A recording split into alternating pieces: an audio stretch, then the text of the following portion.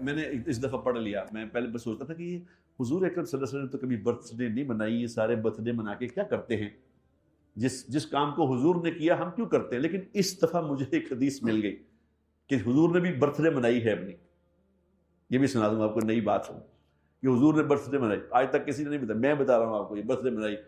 صحیح مسلم کی حدیث نمبر 2750، جس میں حضور اکرم صلی اللہ علیہ وسلم نے برتھ ڈے کیسے منائی یہ سن لو، تاکہ آپ کو بھی پتہ چل جائے کہ برتھ ڈے منانی، حضور کی برتھ ڈے کا منانی ہے تو کیسے منانی ہے یہ سمجھ لو.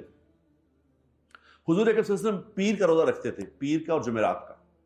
تو ایک دفعہ پیر کا روزہ رکھا ہوا تھا، تو کسی نے پوچھا یا رسول اللہ یہ آپ پیر کا روزہ کیوں رکھتے ہیں؟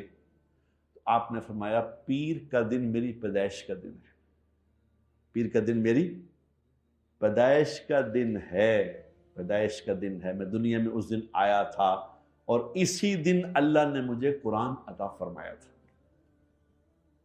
اور اسی دن پیر کے دن اللہ کے سامنے اعمال پیش کیے جاتے ہیں لوگوں کے.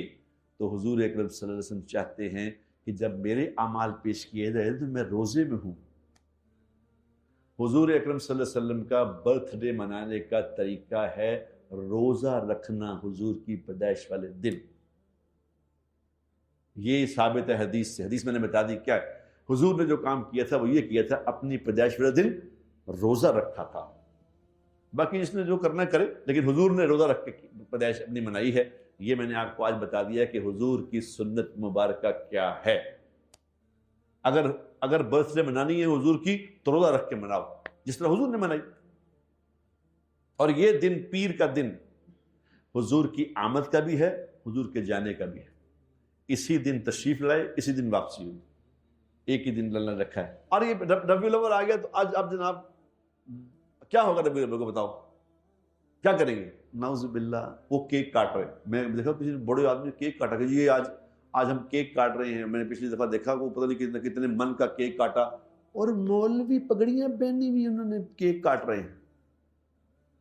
یار کیا کر دیا تم لوگوں نے، یعنی مذاق بنا دیا.